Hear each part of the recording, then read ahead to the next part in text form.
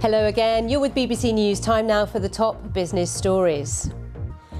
Let's start here in the UK, where Chancellor Rishi Sunak will unveil the government's spending plans for the coming year this afternoon. The spending review will include details on public sector pay and NHS funding. Sunak will also set out the extent of the damage done to the UK economy by the coronavirus pandemic. Today's news, though, is expected to be dominated about jobs. It's all about jobs. The Chancellor will allocate a £4.6 billion package to help hundreds of thousands of people get back to work. Now, this will include £2.9 billion to go towards the new Restart Jobs scheme. £1.4 billion will be going towards expanding the Job Centre Plus agency. Official figures show the UK's unemployment rate rose to 4.8% in the 3 months to the end of September, and those aged between 16 and 24 have been hardest hit, with a steep rise in the numbers of those out of work. Hong Kong's chief executive, Carrie Lam, has delivered her annual policy address today and said the government's main priority was to restore the constitutional order and pull its political system out of chaos. Carrie Lam also mentioned Hong Kong's experienced multiple blows which had led to high unemployment and a shrinking economy. Let's go live to our bureau in Singapore. Sharanjit Lail has been following this. She is a very controversial figure right now. Tell us more about what she had to say. To see you, Sharanjit. Thank you very much indeed. Well, let's look at financial markets. We mentioned in the headlines, Wall Street had a real bumper session. So how's that fed through to what's going on in Asia at the moment? You can see Japan up 0.5%, but let's not forget yesterday, Japan was at a 30-year high. We've got Hong Kong up by a third, Australia up nearly 2%. So really interesting. That's Asia. Let's show you Wall Street so you can see the Santa rally, as some might describe it. The Dow up 1.5%, Nasdaq, S&P, price of gold coming down. And what's going on? Well, investors are very positive about all the news flow about possible vaccines for COVID-19. Also, what looks like a smooth transition at last between the President-elect Joe Biden and the current Trump administration. All this feeding through into a real positivity on markets. But for how long will it last? Well, who better to talk this through than with Justin Urquhart-Stewart of Seven Investment Management. Justin, so nice to see you.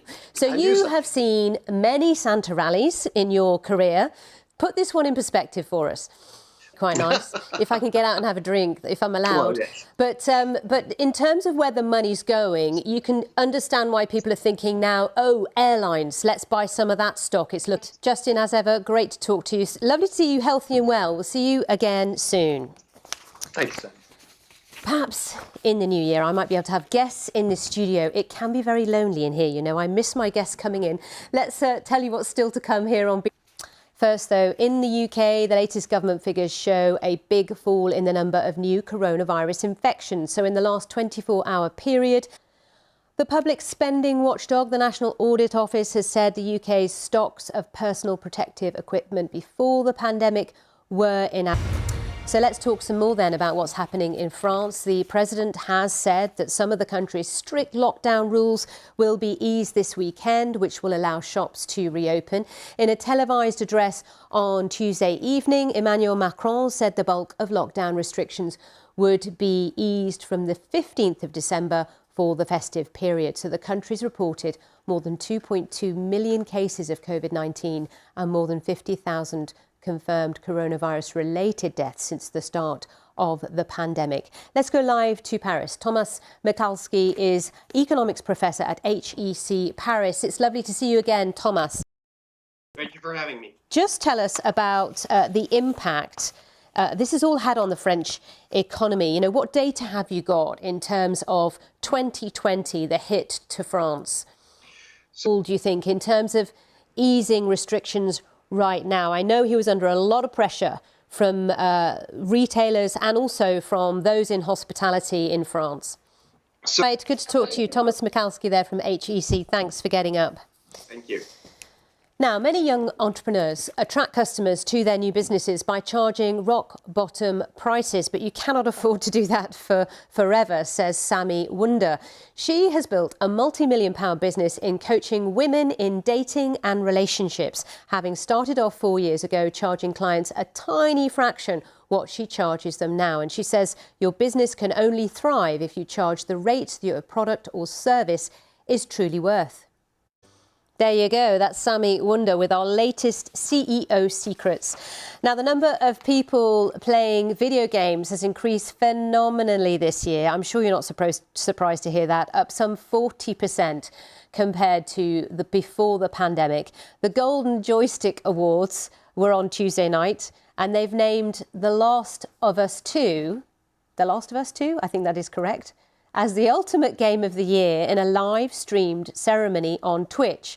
So the Golden Joysticks see millions of gaming fans around the world casting their vote for their favourite game, an honour that can reap huge financial rewards for the developers and gaming companies concerned.